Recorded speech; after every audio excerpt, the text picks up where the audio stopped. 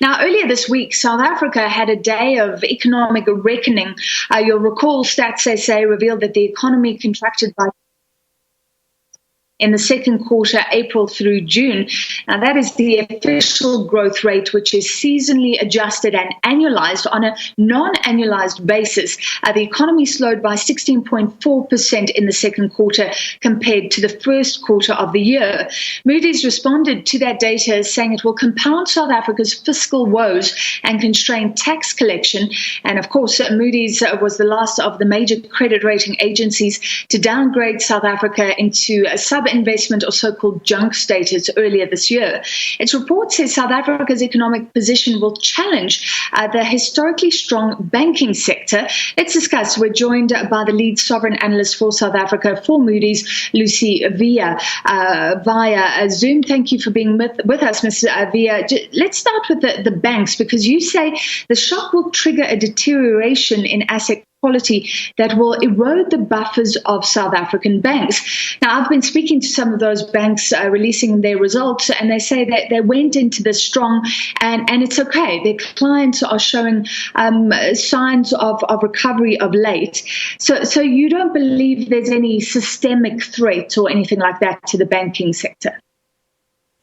Yes, that is correct. I think what we find interesting is to contrast actually, the position of the sovereign and that of the banking sector. And let's be clear, the economic shock triggered by the coronavirus pandemic is negative for both. It affects both, but one entered into that shock from an already weakening position, so from a position of weakness.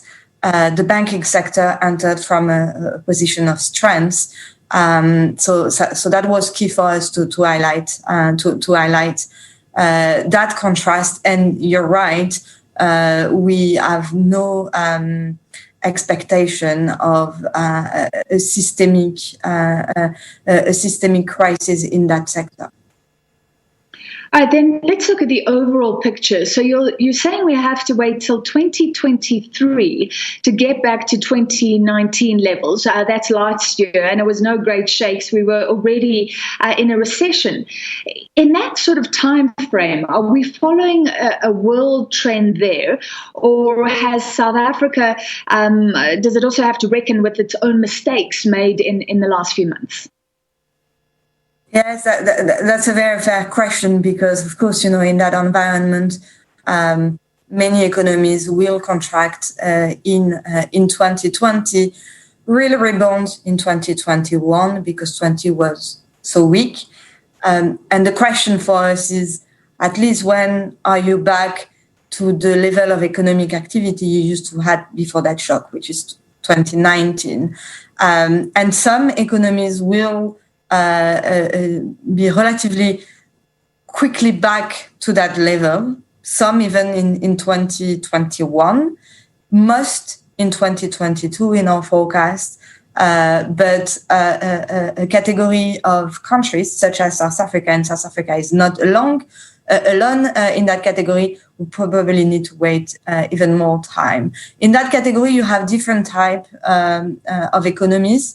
For instance, mono-industry economy, so economy that rely, let's say, on tourism for a very large portion of its productive base for economic activity. You also have economies that enter that crisis, that was I was saying at the beginning, with already difficulties in the economy, which was the case in South Africa. And that's the reason why, it still belongs to that category of economies that will need to wait probably a few years before being back to the level of 2019. Okay, so that's interesting. We are lagging behind some countries, partly because we were in a recession already, and tourism is big in South Africa. The big problem, of course, what you follow very closely is South Africa's debt burden. So we spoke about this target, 87%, stabilizing debt at 87% of GDP in 2023. Are you now very skeptical of that? Mm-hmm.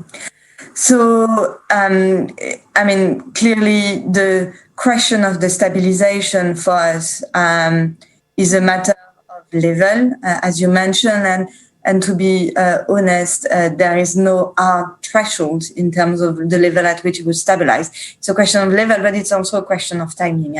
How soon can we expect the debt to GDP to stabilize? The shock certainly caused by the coronavirus pandemic is pushing debt to GDP higher in South Africa, in many other countries, as I'm sure you can expect. And so the key question for us will be, not just for South Africa, but other countries, what's the strategy to stabilize debt to GDP levels in an environment where we know that fiscal deficits, which are very large in 2020 and which will need time to narrow, how much can the government put in place in the next 1, 2, 3 years to be able to stabilize? That would be, first the key question for us. Very quickly, because we've run out of time, what would be the one thing maybe that you would hear in the October budget that would be credit rating positive for South Africa that you're looking out for? Yeah, I think the same thing we've said in the past, a credible strategy. And I know it's difficult. It's a very balancing exercise, but a strategy that recognizes the economic and social challenges, and at the same time that is probably ambitious in terms of dealing with some of the fiscal drags that we are aware of, including, of course, the wage bill. So a thin, delicate balancing exercise between recognizing the realities, but at the same time being ambitious and putting on the table strong measures, I think would be something that would indicate a positive direction in our view. All right, as you say, it is a difficult balancing act, what we always say before every budget. Thank you for your time tonight. That was Lucy Villa, South Africa's lead sovereign analyst for Moody's.